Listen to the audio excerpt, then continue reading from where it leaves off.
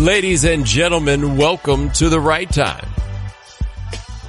My name is Bomani Jones. Thanks for listening on the ESPN app, Apple Podcasts. Do it however you do it. Rate us, review us. We're like 5 stars, 4 stars. Come on now, don't be a hater. In this show, we're going to talk a bit about the LeBron free agency madness and the idea as to whether or not he actually makes his teammates better. But first... All right, the Warriors, they won the championship again. 3 times in 4 years that the Warriors have won the championship. Kevin Durant is now not a 1-time, but a 2-time NBA Finals MVP. That's a pretty prestigious list that he happens to be on there. I know a lot of people believe that them beating the Cavs was simply inevitable. I disagreed. I thought the Cavs had a chance to win this series, and I think the Cavs were in this for 3 out of the 4 games. Like, this was a sweep, but I did not find it to be like a truly dominating performance from the Warriors. But they got it. That part doesn't matter. They were, without question, the best team in the NBA. Like, maybe a team you could sneak up on, yeah, but were they the best team in the NBA? They were absolutely the best team in the NBA. They've been the best team in the NBA for basically the last 4 years. Pretty much uninterrupted. They've been the best team in the NBA, regardless of what records have happened to indicate. Now they're in this fun part where they got to try to keep this thing together. And I think that there's a lot of, we treat it as though it's a bit of a foregone conclusion that the Warriors are going to be able to keep this whole thing together. And I think that part of the reason why we treat it as such a foregone conclusion that the Warriors are going to keep this thing together is because they were able to add Kevin Durant without giving anything up. It's almost as though we have forgotten that this whole game, this whole salary cap game, is to prevent a team like the Warriors from coming up. Also, you have to stop and take a moment to appreciate that a significant thing about that lockout of 2011-2012, going to that, a big part of that lockout was owners trying to make sure that there was some level of competitive balance. Owners trying to make sure that the teams in smaller markets still had the ability to build something and hold on to their star players. Then, ironically, the first team to get broken up by the new salary cap rules was the Oklahoma City Thunder in that small market.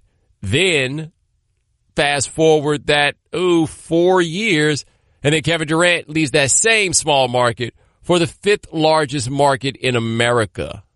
You kind of forget that that's what the Bay Area is because we call that team Golden State. But they went over there. He goes to the big market team. Now the big market team's got the guys. We know the strokes of good luck that the Warriors had to make a cap situation that allowed for this. We know about the Warriors having to only pay Steph Curry that $11 million a year before he signed that big new contract. We knew about that. We knew about the cap spike. The players had a choice really to deal with the increase in revenue, whether they could have a cap spike or a more smooth increase in the cap. Players took a spike. In no small part because guys like LeBron James had a big hand in the negotiations and they were up for new deals. They took for the cap spike. The spike created a scenario under which the Warriors were able to bring in Kevin Durant. So they've outsmarted the game and outlucked the game up until now. Now you got to try to keep all these players. And as much as people like to talk about this hometown discount idea, Kevin Durant gave them a bit of a discount this year. Yes, that was very nice of him to go ahead and do that. Andre Iguodala wasn't giving them a discount. You know, we got reports that Andre Iguodala was set to leave until Golden State bumped their offer up at the end. Bob Myers has said that he never thought Andre was leaving. There are others who seem to disagree. I just saw a report today. Draymond Green is not going to sign an extension this offseason. Draymond is going to play out this season in hopes that he will be able to get one of those supermax extensions that the Warriors would then be able to offer him, which is to say, Draymond Green expects y'all to pay him something in the neighborhood of $40 million a year. We're not that far removed from when Klay Thompson's contract is going to come up. And when that comes up, that's going to be its own situation on what they have to pay. It looks as of right now as though the Warriors will be set to pay $198.6 million in luxury tax in 2019-2020. Let me run through all these years for you. This is going to our guy Bobby Marks, I believe. $90.4 million in luxury tax next season. Basically $200 million in luxury tax in 2019-2020 and $222 million in luxury tax. That's just the tax. right? So these numbers that you're getting in these last 2 years, they'd be paying more for the tax than they would be paying in salary. The NBA has worked this in such a way where their expectation is that that would wind up being the deterrent from holding on to these players, is that the luxury tax would wind up being too big. Uh-oh. Well, what happens when a team makes so much money in the playoffs that it doesn't matter? And that's where the Warriors are on this. The Warriors are stacking up all that money, all that money in luxury tax charges. 14 home games in 2016, the Warriors made $130 million. 11 home games this year, the Warriors made $130 million. They only get to keep 30% of the playoff total in revenue that they gross. But all the same, since the 2016 postseason, the Warriors have racked up $100 million off the playoffs. This is from Tim Kawakami at The Athletic. They're going to do everything they can to keep it together. But how long are they going to be willing to pay $2 for every one?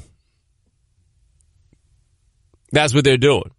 So you ask yourself, one, how long are they going to be willing to pay $2 for every one? And then on top of them being willing to pay $2 on every one, how long is this just simply going to go with the team itself holding up? Right? David West talked about how if people knew what was going on during the year that you would trip, but he said that it didn't matter really because his team didn't have no suckers and nobody said what was going on out there in them streets. And then Kevin Durant did an interview with Lee Jenkins that I feel like, according to the principles that David West is using here, it sounds a lot like Kevin Durant would be a sucker according to his parlance. And Durant said that he kind of settled in a little more there. He started popping off a little bit more. He said they saw the real him. And then when they saw the real him, they were like, oh, this is a little different.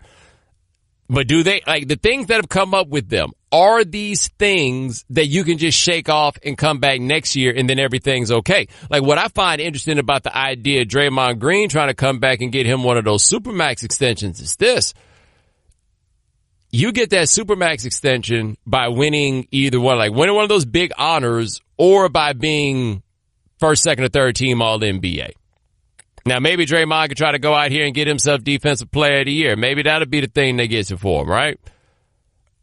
Or he's going to go out here gunning to be third team All-NBA. And the way Draymond's going to get himself on the third team All-NBA is by putting up some better stats. And by better stats, I mean by scoring more. And one thing about this is when Steve Kerr had been out, Draymond shot a lot more, and Draymond shot a lot more effectively. With the money that's on the line right now, the money that Draymond says that he's out here trying to get, how easy is it going to be for Steve Kerr to tell Draymond not to shoot? And how does this go with everybody else when Draymond comes out there shooting? How does it go when you're Steph Curry and you feel as though you don't get to shoot as much as you would like to shoot because of the way that Kerr runs his offense if Draymond come out here and start gunning? What do you wind up with? Right. Like all these great teams that have ever been put together through the course of time, man, holding them together is just generally hard. Now, you can take what went on in the 90s with the Bulls, for example. Now, of course, they had a couple of years where Michael Jordan dipped out of there. But they really only, through the whole run, held on to two guys. They held on to Jordan and Pippen. Everybody else kind of rotated in and out. But those were the two guys that they were able to hold on to. The run for the Lakers, it was really two guys. It was Magic and Kareem. And then everybody else kind of rotated and shuffled in around that one. With the Spurs, now granted that run is like 20 years, but still the constant through the whole thing was Tim Duncan. And where they got lucky was they had Tim Duncan and David Robinson through 2003. And so now as Tony Parker and Ginobili get better, now you start sliding them in and they take on more important roles. But normally to get this done, you really only got to hold on to one or two guys.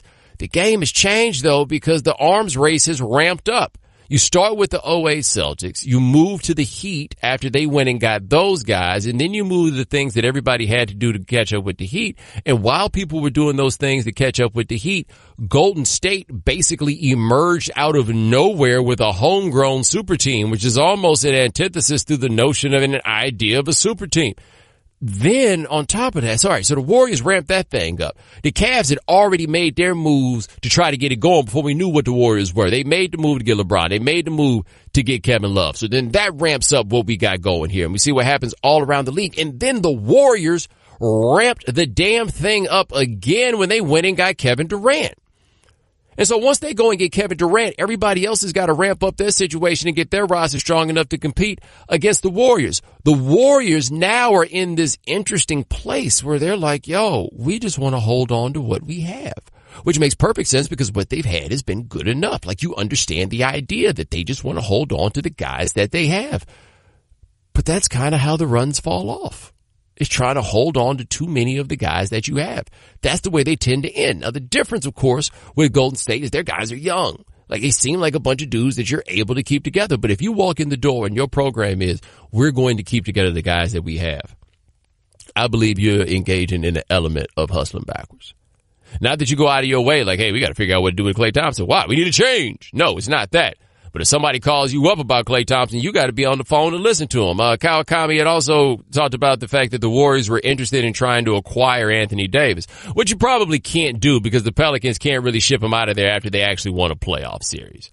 But Kawakami reported that if it required giving up any of the Warriors' 4 core players, then they were not going to make a move for Anthony Davis. Okay, look, guys, if you don't want to trade Steph Curry to get Anthony Davis, I get that.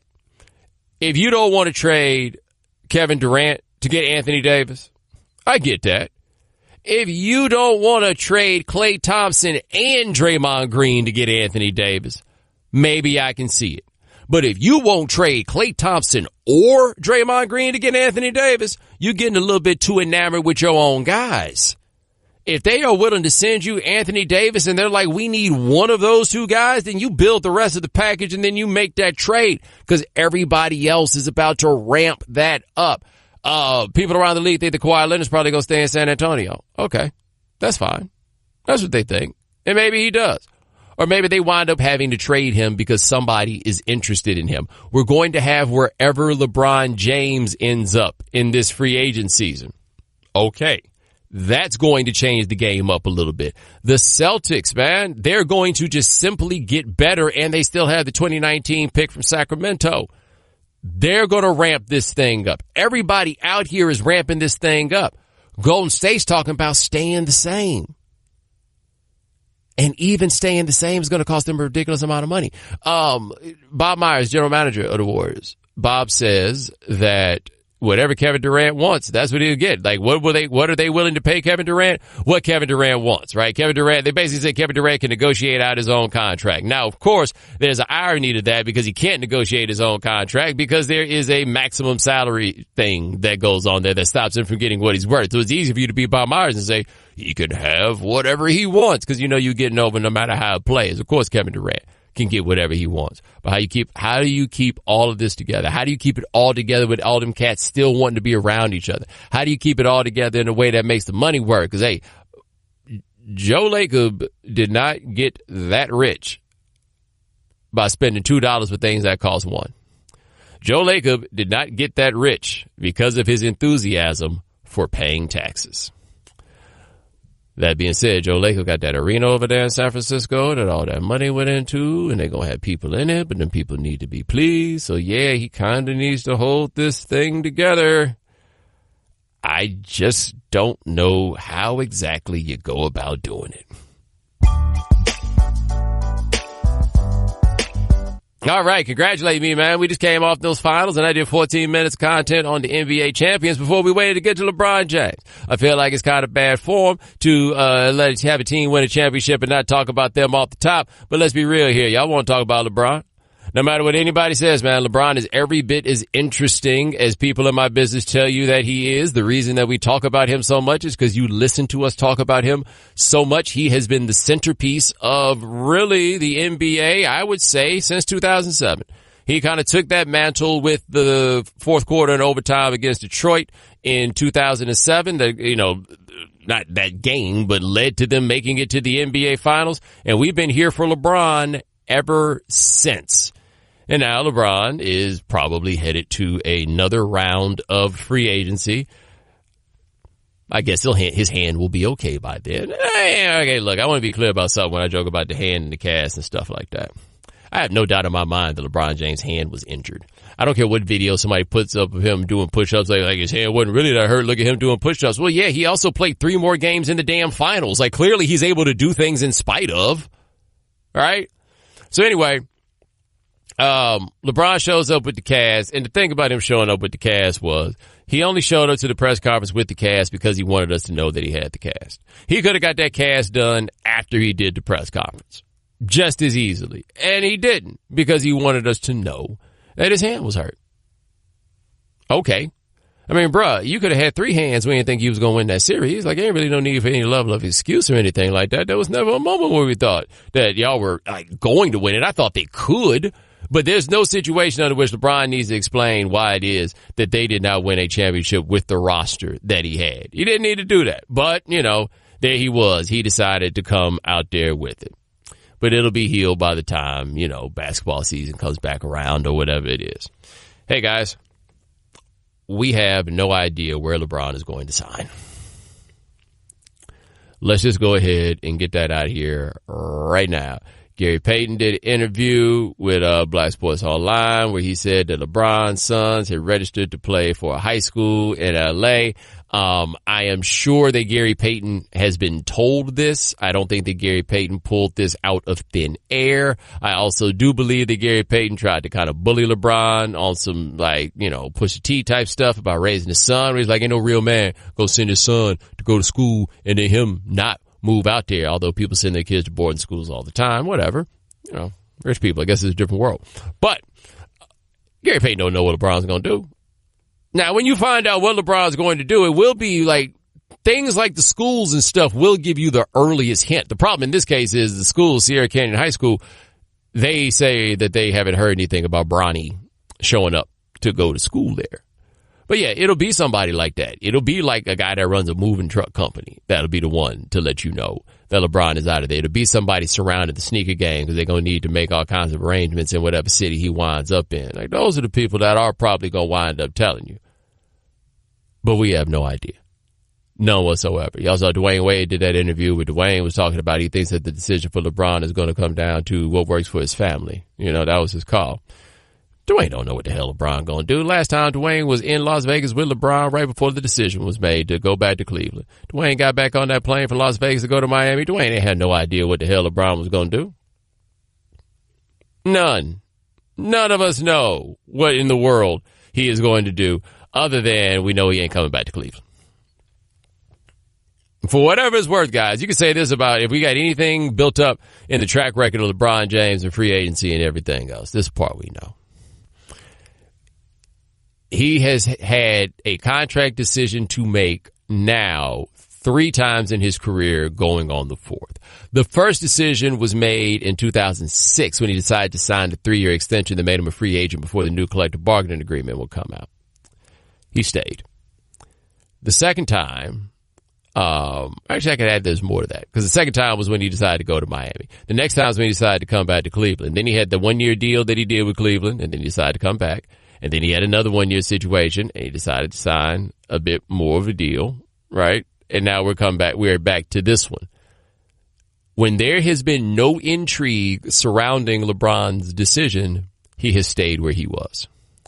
If there has been any drop, really, of legitimate intrigue about where LeBron's going to go, if there's ever been a situation where the rest of the league approached LeBron's free agency as though they had a chance to sign him, he has left. All that's to say, he ain't coming back to no Cleveland. That's it. And he ain't coming back to no Cleveland because why do you come back to a Cleveland? That's why you ain't coming back to Cleveland. Why would you go back to Cleveland? What would you look at that roster and that cap situation? What in the world that would tell you that that's the place you want to come back to? He ain't going back to no damn Cleveland. Sorry. Now, granted, the last time I said ain't no way in the world he's going back to no damn Cleveland, he went back to damn Cleveland. I get that. He did it. But you look at that roster, nah. And part of it is, look, if you're going to be LeBron in the era of this cap and with everything they've done to try to make it hard to hold teams together, Then after about 4 years or so in a place, the team, in order to make the moves that are necessary to maximize the fact you got LeBron James on the team, then you're probably going to wind up in a situation that makes it harder to improve, because those are the trade-offs that you have to make, especially when the trade-offs involve re-signing your own free agents. That's where they wound up with Tristan Thompson, J.R. Smith, and Mon Shumpert was another guy that was an example of this, is that if you're already over the cap, like with Tristan Thompson, people are like, they should have just let Tristan Thompson go. They weren't going to be able to replace Tristan Thompson with a player anywhere near as good as Tristan Thompson. Therefore, you got to give Tristan Thompson his money. There's no way around it. The same thing's happened across the board. Like, if there was a bad play that the Cavs made in terms of investing in their own personnel, is that they were heavily invested in big men who couldn't protect the rim. So you have Tristan Thompson, you have Kevin Love. If you play them together, okay, it's cool. You can put Kevin Love on the perimeter to stretch the defense out a little bit. The problem is when you come back on the other end, Tristan Thompson can switch on those pick and rolls, but Kevin Love can't defend the rim. Neither of those guys can protect the rim. So how are you going to play defense in this modern age in that way if you don't have anybody that can come out here and protect the rim? Like, those are the problems that roster had. Those are the problems that roster continues to have. They had to give up Kyrie Irving. They didn't really get anything back for him they can speak of. That being said, who's to say if Kyrie Irving is ever going to be the player that he was, or how much he's going to play, given the fact that he's hurt fairly frequently? But time's about up on that roster. So it's about time for LeBron to go somewhere else. This is in part because of, I don't want to say LeBron has a mercenary sort of nature here, but he does not have that attachment to franchises that fans think is really cool. No, he doesn't have that. He doesn't go about it that way. That's not him. And if you're not going to be that guy, then every 4 years, chances are you're going to need to go to another team, because that's going to give you your best chance to win. The other thing, by the way, your man Dwayne Wade said that, he didn't think LeBron was going to care about winning. He's just going to care about happiness. How much happiness can you have if you're LeBron James when you're not winning? Like, the way people treat you, the way people talk about you, the lens through which we view him, how much happiness are we talking about for him if he's not winning? Now, there's another part. We get to talking about LeBron and where he will or will not wind up. I heard myself for the first time 2 years ago from a source I would consider to be credible. He was certain that LeBron was going to go to L.A. It was 2 years ago, but the team he threw out there was the Clippers. He gave me a name of somebody who would know such things. He said he talked to that guy, and that guy told him that LeBron was going to go to the Clippers. So 2 years, that one's come up. I've heard at different points that Houston was sure that LeBron was coming and that the whole thing had long been arranged. I've heard that one. You'll probably hear another one pretty soon of where LeBron may wind up. I personally have leaned toward Los Angeles as the place that LeBron winds up for a while. And maybe it's in part because of the house that he owns there. But it seems like a natural transition for a guy who wants his next move to move into Hollywood and become a giant, like an action star. He sees himself as being the superhero on screen that he's basically been on the floor, except on the screen he's going to have like all the lasers and stuff, all of that. So I've always thought that L.A. was a natural place for him to go. And let's be real about this. If LeBron goes to L.A., he ain't playing for the Clippers. Like, LeBron don't strike me as an off-Broadway sort of dude. LeBron decides he's going to go to L.A. He's going to wind up playing for the Lakers. And let me tell you something about going to L.A. and playing for the Clippers. I'm sure that if you're LeBron and you play for the Clippers, yes, the Clippers will become a much bigger deal in L.A. Yes, there will be more people who attend Clippers games. You also could quite possibly become the most hated athlete in Los Angeles, because Los Angeles is not here for the Clippers. Los Angeles is here for the Lakers. The Lakers are a part of L.A. The Clippers are something to do while you're in town. Like, that's what they are. Chris Paul threw out the first pitch at a Dodgers game once and got booed. It's while he played for the Clippers. He got booed. LeBron ain't going no Clippers. So, like, if he goes to L.A., he'll go to the Lakers. Now, you imagine being LeBron for a second and you thinking about the possibility of going to the Lakers. You imagine being Magic Johnson and you've been preparing and getting ready to sell LeBron and Paul George on this idea of coming to the Lakers. Right? You can make a couple big swings this offseason. Suddenly, the Lakers are back, and the NBA is a much better place when the Lakers are back. You got the chance to do this. You got the option. You got the possibility. And then you look up on the internet and Lonzo Ball dropped a diss track about his teammate. Yeah. Kyle Kuzma. Lonzo Ball dropped a diss track about Kyle Kuzma. And Lonzo, I just need to help you out with something. Because Magic has definitely said that you're going to be the next great player for the Lakers. Magic has definitely said that he sees your name being retired. Hall of Fame type of player. That's what Magic sees that you might become. But if you think Magic won't put a stamp on your behind, if LeBron says so, man, you are out of there so fast. You, your daddy, perhaps even your greasy granny. All of you will be long gone if you are an impediment to getting LeBron to come there. Because I'm going to tell you this right now.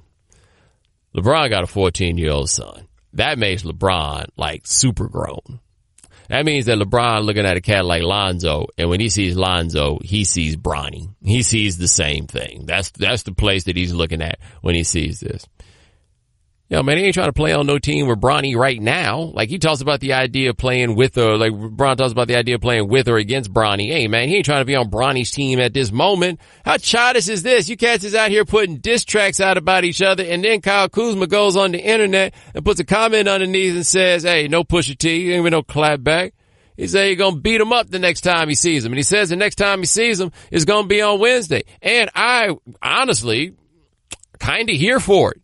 I think the Kuzma has a point. I think the Kuzma is well within his rights to roll up on Lonzo and slap him in the face.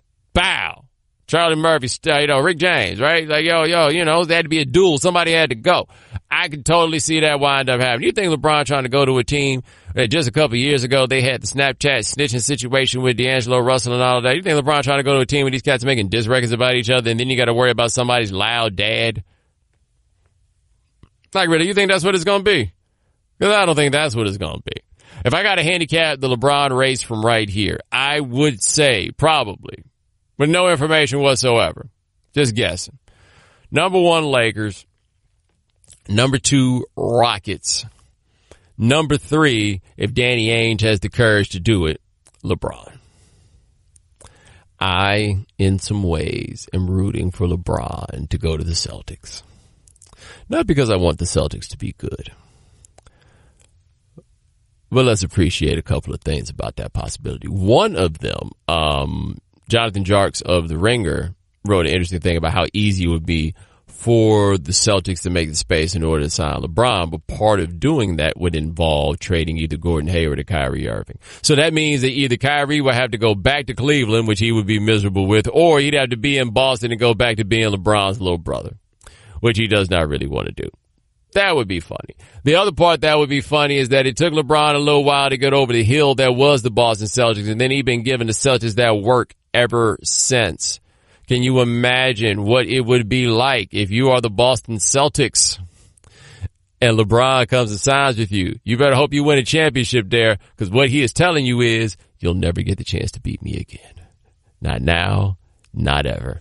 And I have to say, that would perhaps be the greatest success any man could ever have. Lifetime victory. Let me tell you something that's interesting also I've seen that's happened with this LeBron situation, which is people reevaluating the idea of whether LeBron James makes his teammates better.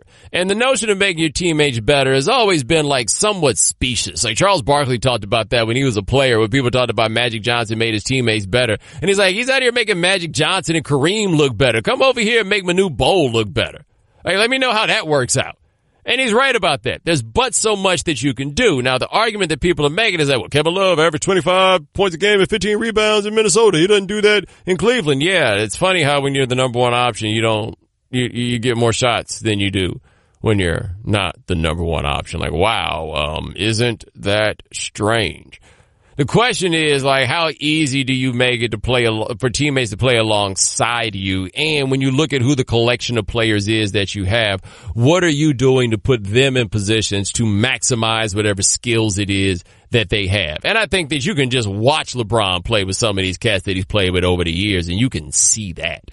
A guy like Kobe winds up being a different dude to talk about, because Kobe's not here to get shots for you. Kobe's here to get shots. That's it. He is here to get shots. Like, what I found comical about this thing that's come up with Kobe, or Kobe was talking to Howard Beck with Bleacher Report, and like, LeBron just got to find a way. And Kobe's like, well, I've always only measured by championships. Championships are, always the only thing I cared about. Guys, have you ever watched Kobe Bryant play basketball? Because does that look to you like a guy that only cares about winning championships when he does this? And look, he's won 5 of them. Don't get me wrong. I'm not saying he's never been a champion. I'm saying that what about the way Kobe Bryant plays basketball says all I care about is the squad? Because that's not what his game is. Even he will admit this in times where he's talking about where at my core, I am a one-on-one player. I also love this idea, the idea I've only measured by championships. Okay, so Michael Jordan is Kobe Bryant's favorite player. He's talked about this and watching the Come Fly With Me video and everything else and all that. Okay, cool. Kobe Bryant was born in 1978. 1978. That means that when Michael Jordan won his first championship, Kobe Bryant was 12 years old. Do you think that Kobe Bryant waited until 1998 when Michael Jordan got his 6th championship to say, you know what? Michael Jordan has 6 championships, which now passes Bill Russell, which now makes Michael Jordan the greatest in my mind. Do you think that's what Kobe said? Because that's not what Kobe said. This idea that the only thing that matters is championships is something that you learn as you get older and less entertaining as a human being. That's not something that you ride out with your whole life. Come on, man. He's not fooling anybody with this at all. What Kobe has managed to do is interject himself into a discussion that passed him by. There was never a point where any of us had any realistic discussions about whether or not Kobe Bryant was better than Michael Jordan. The question was whether he was the best since Mike, whether he was the next Mike, but nobody ever said he was better than Michael Jordan. We've reached a place where LeBron, where it's a little legitimate to discuss whether or not he is better than Michael Jordan. Kobe got straight bypass, and Kobe's like, oh, no. There are plenty of ways that I can inject myself back into this one. Like, you remember when Kobe sent that tweet, hashtag enjoy my 5, hashtag enjoy MJ6, hashtag enjoy LeBron's journey? Dog, wasn't nobody talking about your 5? We're off that. We're not. We appreciate that thing you did for us with the telestrator, and the film study. Come on, homie. We're not there for that. We're not. But the Kobe stands, they don't really like to hear this. So I got the Kobe stands now out here trying to explain to me how it is that LeBron does not actually make anybody else that's around him better. Did you look at that roster they threw out there? The guys that we're talking about giving the ball to outside of Kevin Love. And Kevin Love's had his own set of issues, physical and otherwise. Where's the greatness? Who is being underutilized on the Cavs as they are currently constructed? Anybody? Who you got?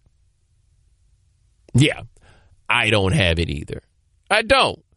And so this LeBron-Kobe war is so weird because everybody winds up knocking down the other side in order to try to prove their point. Kobe to me is so fascinating because I actually do believe that as a basketball player, he's a bit overrated. And the reason I think that he's a bit, just a bit, Kobe Stan, just a bit. I don't think he's as good as you think calm down, Kobe Stan. Breathe. Hey, somebody go get that Kobe Stan one of them paper bags to breathe into. You're over there hyperventilating. I want to explain myself, but I want to make sure he hears me. All right, Kobe Stan, you good? You straight? Okay. Kobe fits an aesthetic of a basketball player that we like. Kobe fits the Michael Jordan aesthetic as well as anybody else does. And Kobe has all the attitude stuff that you want from a great basketball player. The idea that I'm going to make every shot, and he looks so damn cool while he does it all. But Kobe was in many ways an inefficient volume scorer. And as we do more and think more, we realize the shortcomings of the volume scorer. We see them. We get this. Kobe, when this is done, we're going to be asking questions like, was Kobe better than James Harden?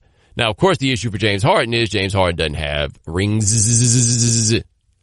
But you'll have an argument just looking at the basketball itself. Is Kobe better than Kevin Durant? Kevin Durant now has those 2 championships. You think Kobe's going to go down as being better than Kevin Durant? You might put him down there as better than Kevin Durant, but then you go back and look at some numbers and a little bit more, things that have a basis, an evidentiary basis. The case for Kobe gets to be just a little bit more difficult to make. but people love him. And it's so wild. They love him even though he absolutely does not love him back. But man, people love Kobe. And at his best, Kobe was really, really, really good. There's no question about that. At his best, Kobe was really, really, really good. But LeBron was a better player than him from 2007 on. And on career stuff, I'm not exactly sure when it was passed, but it was passed in such a way that there are dudes that have more rings than Larry Bird that we don't think are better players than Larry Bird. Larry Bird had 3 rings. I don't think I'm saying Tim Duncan's a better player than Larry Bird. I don't. Tim Duncan's rings don't change that fact. That's kind of where LeBron is with Kobe. LeBron's got 3. Kobe has 5. Great player, Kobe. But you're not LeBron James. You do, however, and you have, however, managed to put together a collection of stands that is unrivaled in the NBA. They are the most annoying people in the basketball ecosystem. Yes, they are. And Kobe, they love your dirty draws. I wish I had anybody that loved me as much as the Kobe stan loves Kobe Bryant. Take solace in that. Take solace in your whole career. But deal with it, man. You're just not LeBron James. All right. I want to take a moment and talk to you guys about ZipRecruiter. ZipRecruiter knew there was a smarter way, so they built a platform that finds the right job candidates for you. They learn what you're looking for, identify people with the right experience, and then ZipRecruiter invites them to apply to your job. Now, invitations have revolutionized how you find your next hire. In fact, 80% of employers who post a job on ZipRecruiter get a quality candidate through the site in just one day. And hold on, ZipRecruiter doesn't just stop there. They even spotlight the strongest applications you receive so you never miss a great match. The right candidates are out there. ZipRecruiter is how you find them. Businesses of all sizes trust ZipRecruiter for their hiring needs. And right now, my listeners can join ZipRecruiter for free. That's right, free. Go to ZipRecruiter.com/Bomani. That's ZipRecruiter.com/Bomani. ZipRecruiter.com/BOMANI. ZipRecruiter, the smartest way to hire. We know you can't be on top of all the news and information of the day.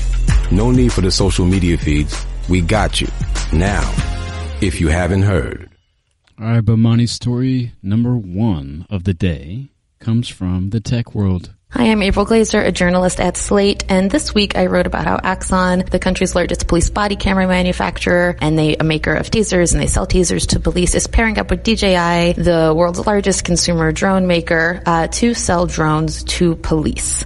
Now, they are going to be taking this police drone data and putting it in an Axon-run private database called evidence.com that then police will have access to. We've seen these types of private police databases abused in the past, like with Vigilant Solutions, a police license plate reader maker. Police departments in sanctuary cities that use that technology have been sharing the data that they collect with Department of Homeland Security, and that is then accessible to ICE agents, as I've reported in the past. Now, these particular drones will not be equipped with tasers or even necessarily facial recognition technology, but facial recognition is something that Axon has been exploring or expressed interest in to put inside their police body cameras. It's not something they currently do, but the civil rights and civil liberties community have expressed concern that it could exacerbate inequities and racial profiling in policing because, let's say a cop pulls over a person who is of color and they pair that face with that they capture on a police body camera with a mugshot database. That mugshot database is already going to have a disproportionate amount of people of color in it just because of racial profiling and the history of that in policing, and that could lead to further questioning, whereas if a white person is pulled over, they're less likely to generate a match. So, as we see these police surveillance tech companies start to experiment with different types of technologies, communities should be aware of how they're being policed and how they're being surveilled, and hopefully we'll be able to be engaged in those conversations. But as I've reported, that doesn't always happen. Yeah, I feel like we have people on to talk about the future here very often on this show, and I get more and more scared with each. If you haven't heard. Now, this is my thought on all of this, is that we've signed up for these cameras in a lot of ways, and there's a lot of good things that have come from having all these cameras. But the thing is, in the end, people themselves will always lean toward a notion of what they call safety and lean toward what they think is a notion of proof. They'll always do that. But man, on the back end of that, there wind up being some real consequences. I also had not really thought about until right now the idea that there would be like an industry leader in body cams. Somebody selling something always. All right, Bomani, story number 2 of the day comes from the business world. IHOP, the International House of Pancakes, is changing its name to IHOB because now it's going to feature burgers, the company said, in a tweet that we'll note was not posted on April Fool's Day. The company had teased the big change last week, leading many people to guess what the B in IHOB could possibly mean. Not that many people said burgers. And after the big reveal, a lot of joking responses followed. Some people just asked why. A user named Michelle asked, why couldn't you be International House of Brunch and start serving mimosas and bellinis? The Wendy's burger chain also jumped in, saying, not really afraid of the burgers from a place that decided pancakes were too hard. Ouch. Within hours, that tweet got to be even more popular than IHOP's original announcement. IHOP had promised to shake things up 60 years after it started up as a kind of model UN of the breakfast world. To jazz things up on social media, it's been switching all its P's to B's. Possibilities became bossabilities, for instance. Dear Internet, we appreciate your patience, the company said on Monday. But after the IHOP news came out, one Twitter user said, your marketing team needs to be fired ASAP. And another person corrected them, ASAB. There's no sign yet whether the change will be permanent or just a flash in the pan cake, I guess, to promote hamburgers. IHOP is moving its menu a little closer to Applebee's Grill and Bar. The chain is also owned by Dine Brands, just like IHOP. By adding burgers, IHOP or IHOB clearly wants to boost its business in the midday and early evening outside of its usual strengths in the morning. Last month, IHOP said that nearly half of its customers come in for breakfast. Bill Chappell, NPR. I thought it was going to be the International House of Breakfast. I thought they were doing one of those things where you like try to expand it. You know what I mean? We're like, yeah, we got pancakes, but we also got this other stuff. So I thought it was going to be the International House of Breakfast. And then they turned to the International House of Burgers. And I have to say, for everyone who's saying how stupid this is for IHOP and how they gave up their whole brand, man, they ain't give up the whole brand. They ain't taking down all them damn signs. They still going to be the IHOP. Like, you know, it isn't that. I have to say, and Gabe, I ask you this, would you have paid any attention to the fact that IHOP was selling burgers if this hadn't happened the way it did? I was under the impression that they were already selling burgers. Just not but would you have ever successfully. thought about, I might want to check out those IHOP burgers? Because I got to say, the IHOP burgers, it sounds like they're cooking them with with the good meat and stuff like that. Like, I feel like I have been made aware of something they are trying that I wouldn't have paid attention to otherwise, which seems like it's the point.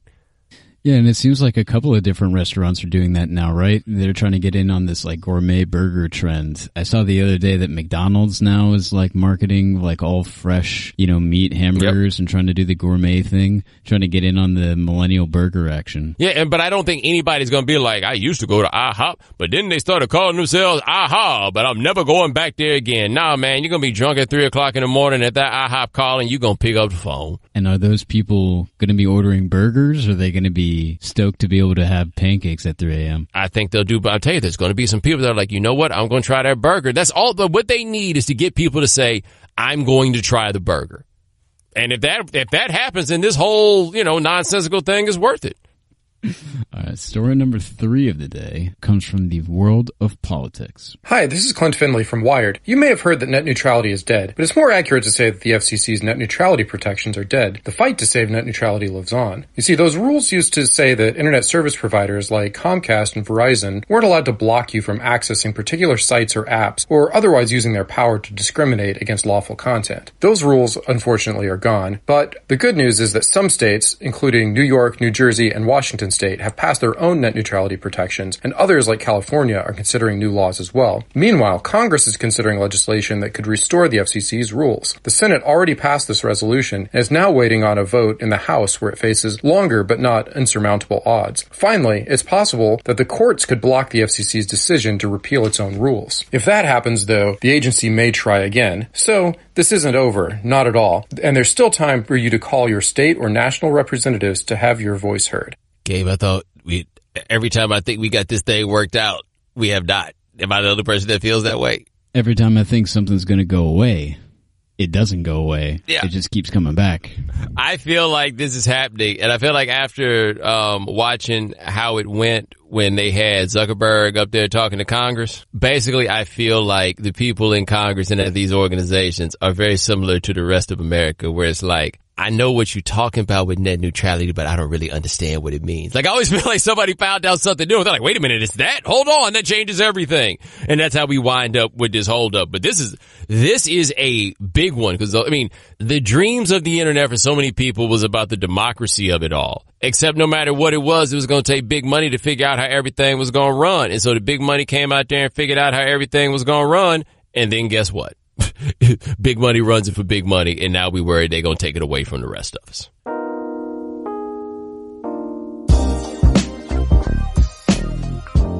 All right. So, Gabe was out of here last week, so we didn't do a show. We've had a lot of Kanye stuff that has managed to come up in this course of time. I'd like to start again, but I understand a lot of you have made the decision you're never going to listen to Kanye again, and okay, I don't blame you. I just don't really operate in the same space. Anyway, the Pusha T record from Kanye was pretty good. Kanye also did a record with Kid Cudi, and I listened to like a couple songs on that, and they weren't bad. But I believe I've told some of you this story. If you haven't heard the story before, I would tell you the story right now. I went to go see Outkast at the 3 shows they did at Centennial Olympic Park in Atlanta in 2014 to ostensibly wrap up their reunion tour, and Kid Cudi was the opening act on Saturday night. He was the opener right before Outkast. Like, this is a great spot. The park is packed. We all there. And I'll tell you, on Sunday night, Ray Shremmerd was one of the groups that opened. And that's where I kind of got turned on to them because they went out there and they killed it, right? They're like, this ain't our crowd, whatever. They killed it. Kid Cudi came out there and he didn't feel the love from the audience. So like half hour before he's supposed to leave, he's like, yeah, I'm going to do one more song, then I'm going to get out of here, complaining about how it wasn't his crowd. And I was like, you buster. Like, people out here, we were down to give you a chance if you had given us a show. It's not our fault we thought your performance was whack. And then I saw Cudi in L.A. very briefly, and he brought Kanye on stage. And it was like, oh, okay, this is cool. And then I looked around at all those kids that were out there, and I'm just like, look, man, I didn't come up in the proper era, I suppose, to really appreciate that. But I you know what, though? Let me be fair. I'll say this. I put on the Cudi album, and the first verse I heard of it was Pusha T. That was pretty dope. And then there's Kanye. So I listened to what's it called? Yay. That's the name of the album. It's called Yay. And Kanye tried to get extra deep with it on that first song, that one where you're talking about, I thought about killing you today, right? And his whole point is, I have thought about killing myself, and I love myself way more than I love you. So why would I not think about killing you? Which is like kind of spooky and ominous. And I feel like he thought he was getting to some, like, some thought place that people could go to. And I feel like this with Kanye. If you're going to put us through all this stuff that you don't put everybody through, if you're going to be out here and you're going to be saying this crazy stuff and you're going to be kind of objectifying yourself for some of the struggles that you have with mental illness and everything else, and then you kind of try to come onto your record and talk about that, those things, bro, you can't be boring. And that's it's boring. Nothing he's saying on that record is interesting. It is all boring. He talked about the world kind of coming down on top of his head after he did the thing about slavery being a choice.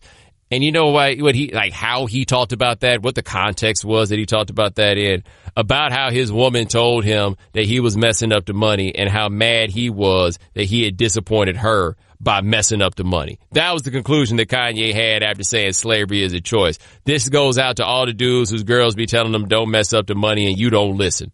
What? Like, that's the ultimate conclusion that you reach. And so for me, it's just kind of like, this dude just isn't really that interesting anymore. And it's not even about like he's not interesting just because he says some things that I disagree with, the things that I found to be fairly offensive.